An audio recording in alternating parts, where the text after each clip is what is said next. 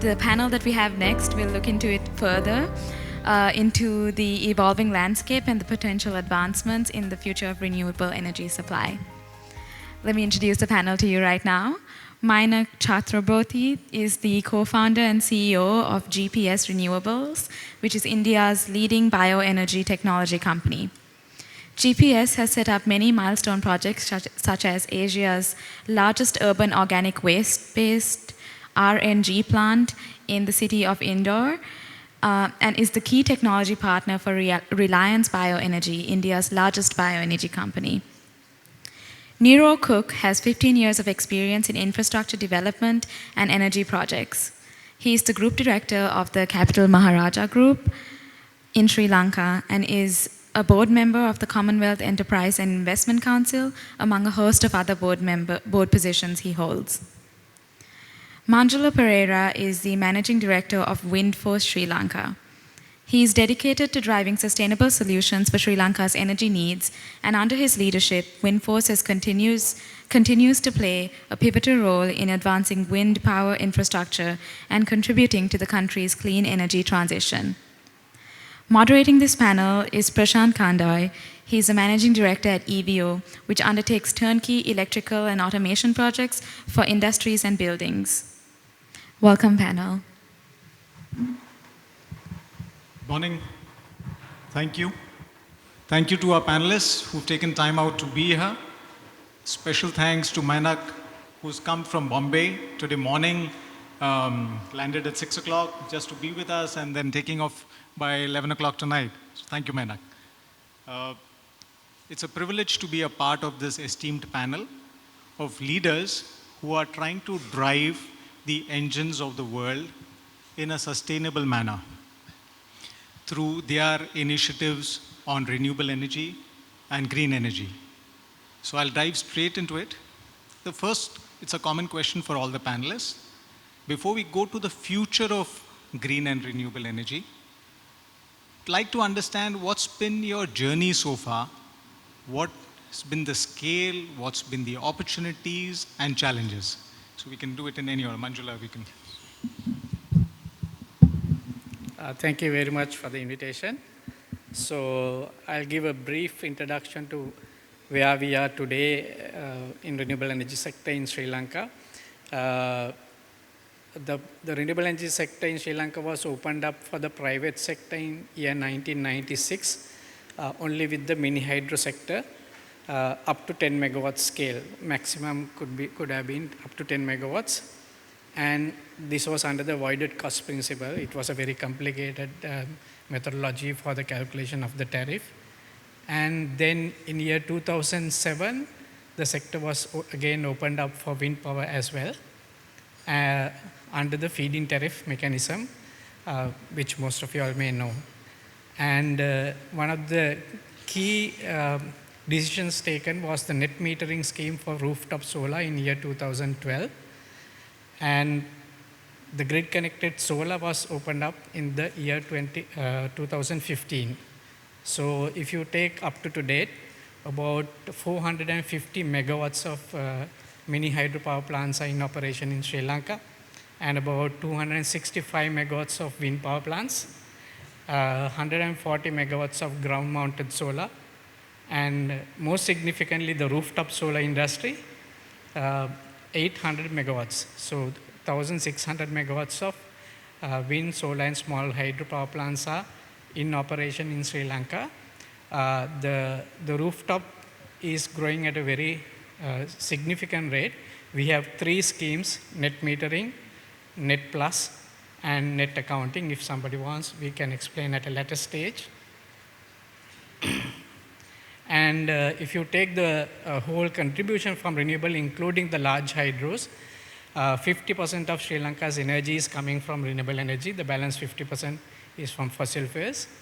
And our target is to achieve 70% by 2030.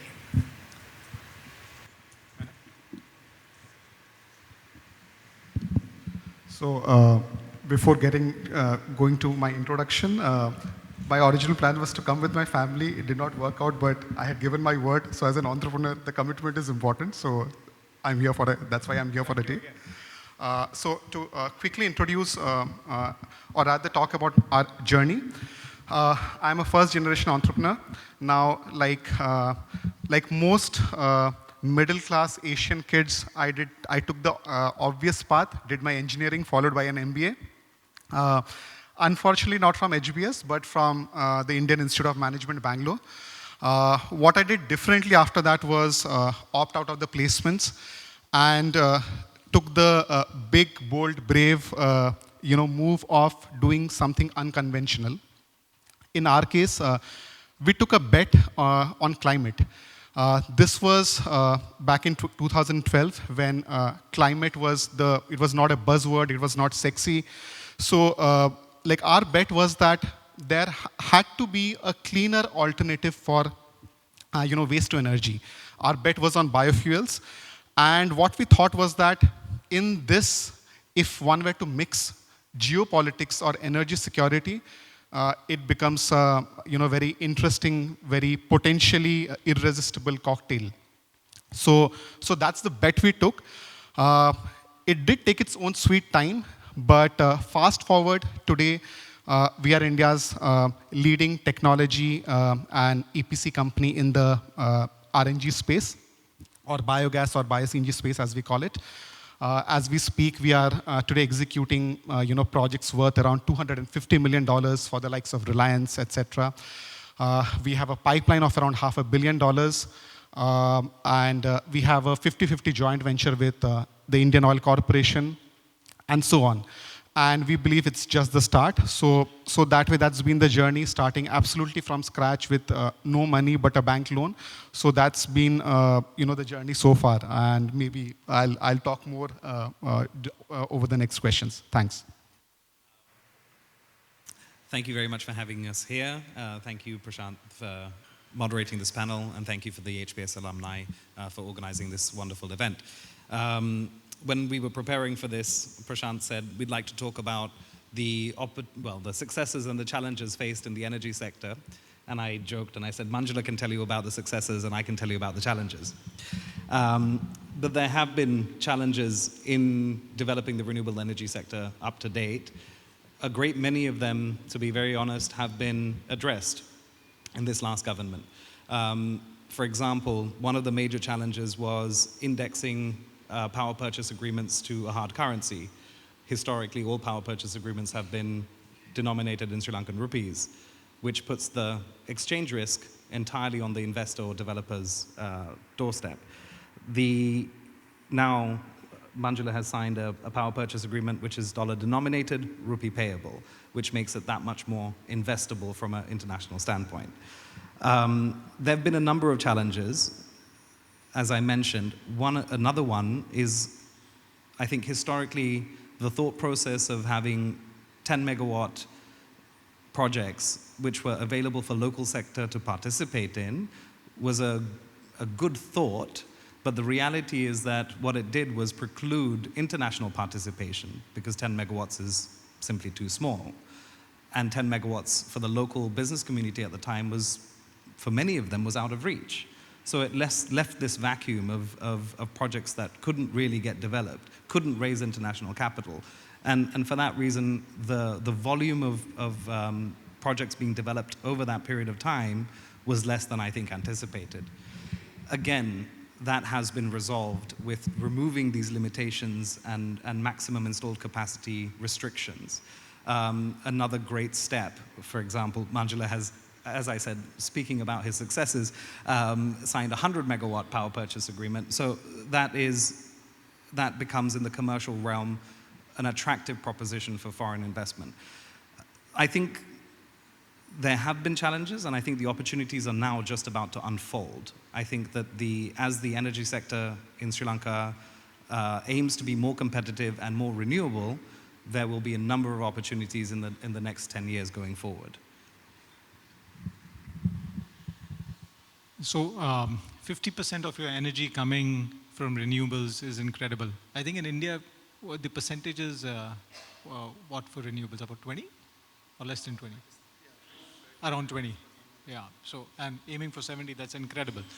So what we would like to understand is what are the opportunities and what's the future for this sector in Sri Lanka and for the bioenergy space in India. So I'll explain with numbers itself so that it may be more beneficial to the participants.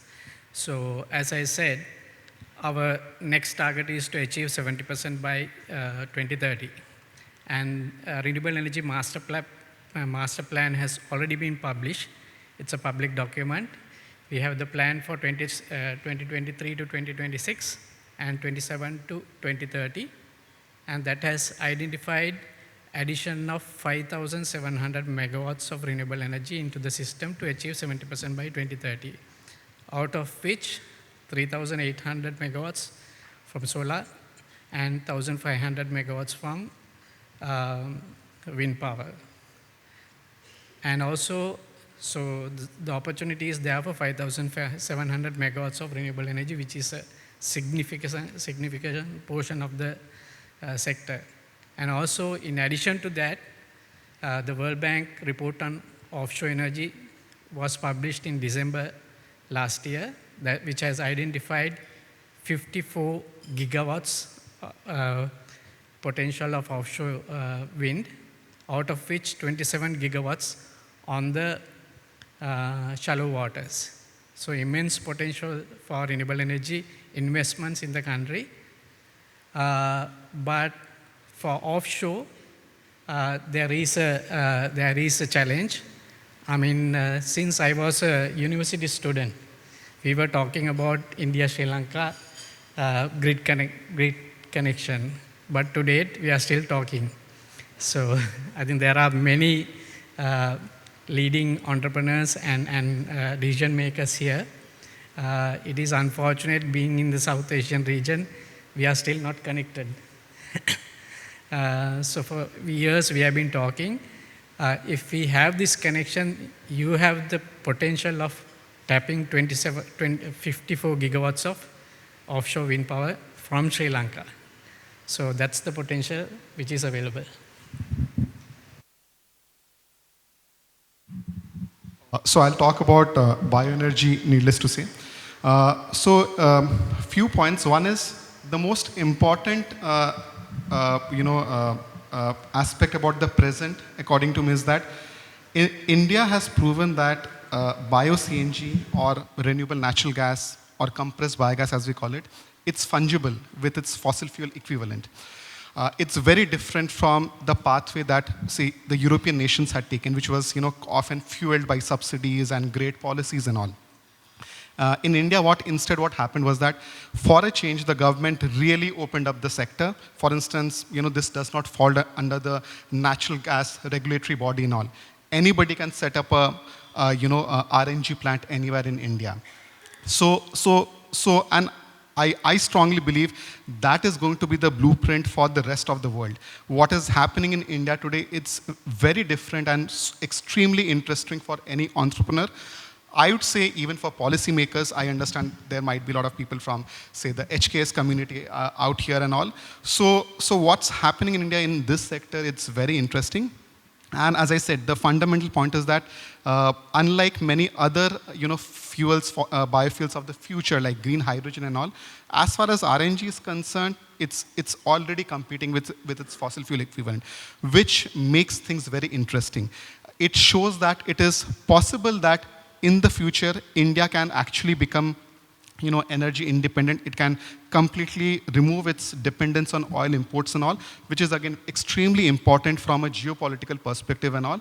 And if India can do it in a few years, other countries too can, because the input are organic feedstocks. It could be paddy straw in certain cases, it's municipal solid waste, etc., etc. India still has to cross a certain, more steps and all, goes without saying. But this could indeed be a blueprint for the, the rest of the world, in particular for the global south and all. And not just from a climate perspective, but even from an energy, independence perspective. I think those of you that have been on the boat yesterday and spent some time in Sri Lanka will see that we have an abundance of natural energy resources. We've got plenty of sunshine, we have plenty of rain, and we have plenty of wind. We don't have an enormous market. We've got 4,000 megawatts of total installed capacity in the country, and a peak demand of about 2,800.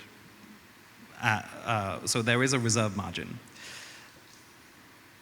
There are three things which will transform Sri Lanka's energy sector. Manjula mentioned one, which is the interconnection between Sri Lanka and India. India is connected with all of its neighbors, not us, yet. And we really do hope that we can have an interconnection between Sri Lanka and India, because India has an insatiable appetite for energy. It has an enormous demand, which it's struggling to meet. We have enormous renewable supply, which we don't have a market for. So I think the transmission line between India and Sri Lanka will be absolutely critical and will be a major catalyst for change. The other thing is introduction of natural gas, gas in general, whether it is from biomethane or whether it is indigenous natural gas. But the gasification of our existing thermal power projects, I think, will also be a massive game changer in reducing the cost per unit to the consumer, which will then drive demand as well. And the third thing that I think will be a major catalyst for energy projects moving forward is actually already done, and that's the indexing of the power purchase agreements and the tariffs to a hard currency. So I think out of the three major catalysts, one is done, one is dependent on the two governments to come to an agreement, and the third one is a simple policy shift, which I think is underway. So we're at the brink of an enormous change. So you guys have preempted my last question. So I'll just, if there are 100 alumni here from Harvard, some of who are policymakers, some of who are investors in the climate space, some of who are climate entrepreneurs. So if you have, other than what you've said already, a message or something that you would like the alumni to do to further this cause, I would request you to address us so that we can learn from you and take this forward. So I would like to reiterate the interconnection between India and Sri Lanka. That is the game changer for both the countries. And in addition to the 3 points Niro mentioned, there is one more good thing happening, the restructuring of the utility, which was a monopoly, and the bill will be passed in the cabinet this month. So then unbundling of the utility also will take place. So this will be a free open market for anybody to come and invest in the future. For policymakers, my request would be to, again, look at what India is doing. And I say that with a vested interest because that opens up more markets for us. And for fellow entrepreneurs, my simple point is building a company in this sector, it takes its own sweet time. The gestation periods are much more longer than, let's say, building an app. So just hang in there. That would be my few cents of advice. Thanks. I only have one request to the policymakers, and that is to effectively lobby for the transmission line between India and Sri Lanka, because that is going to be the major catalyst. The rest of it, I think, we can manage to be able to satisfy the demand. So we have about less than 3 minutes for the end of the session, so I'll open it up to the audience. A couple of questions, 2 or 3 questions, if anybody has from the panelists.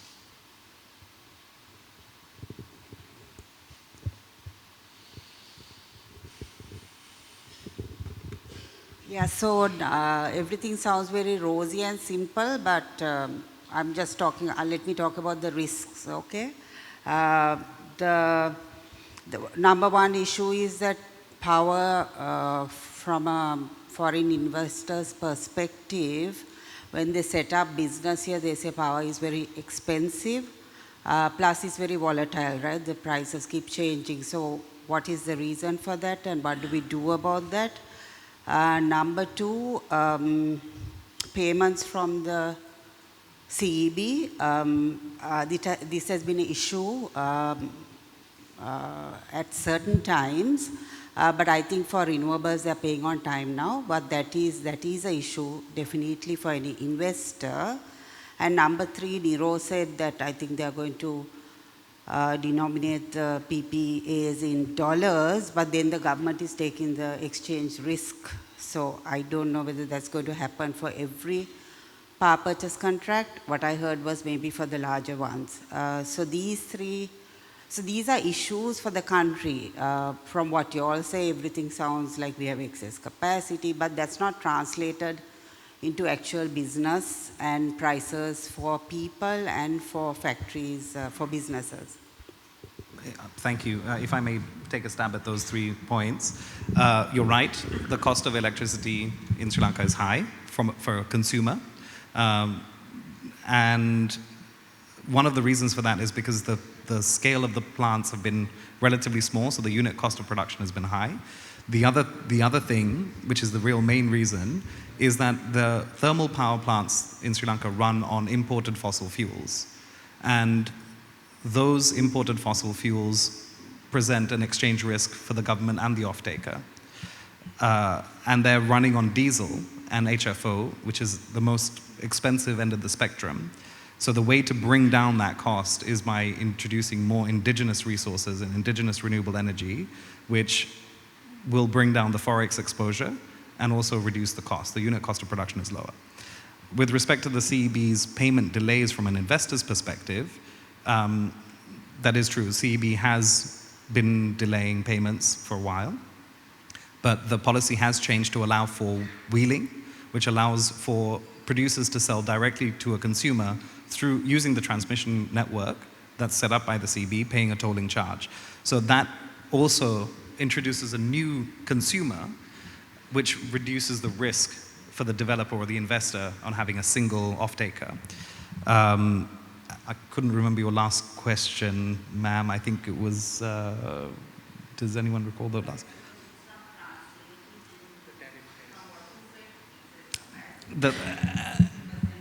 Right. Correct. And the point that you made about the dollarized power purchase agreement being passed on to a consumer and the government taking the exchange risk, the government's taking the exchange risk anyway if they're using fossil fuels, because they have to import the dollarized liquid fuel or solid fuel to be able to supply electricity. If they don't take the exchange risk for renewable energy, the investor has to bear that risk and then factors that into the tariff, which actually pushes the tariff even higher. So it's better for the exchange risk to be absorbed to have cheaper access to electricity. And to add to Niro's points, I mean, the utility, even though it's a monopoly and not the best solution, there have been a super paymaster until the crisis came in. So even after the crisis, today they have settled all the dues and they have started paying compound interest as well on the delayed payments. And that is one of the, because of the less accountability, that is why the restructuring is taking place, where they will be translated into accountable distribution, transmission, and generation companies. So one more question before that. My thoughts on that question was there would be problems, I think, in doing anything in this space, but I think we need to concurrently solve various problems. We do not have the luxury of time to solve it sequentially, so there would be these problems and we'll all solve them concurrently. So I think that's the way ahead. Hi, I'm Mishan. I'm a Harvard University Advanced Leadership Fellow, but I'm basically as an accompanying spouse eventually. Okay.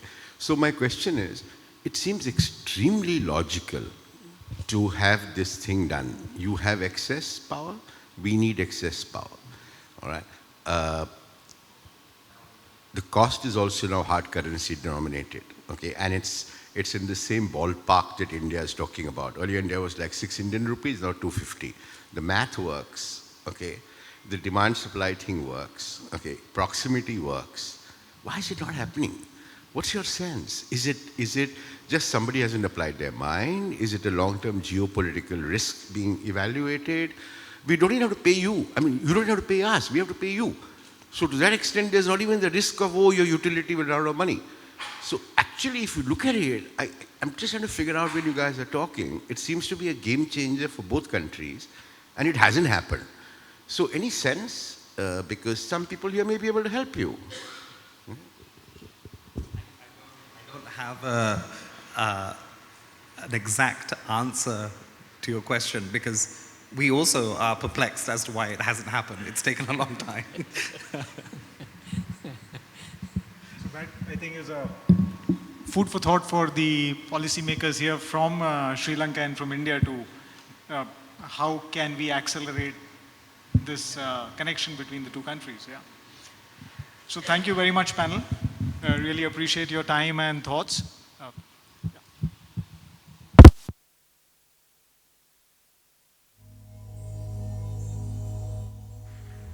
Thank you so much, panel. If you can stay on the stage for a second, maybe this panel discussion will be the first step towards a energy relationship between India and Sri Lanka. Fingers crossed. Can I invite Mr. Ashish Sharma to hand over the gifts to our esteemed panel, please?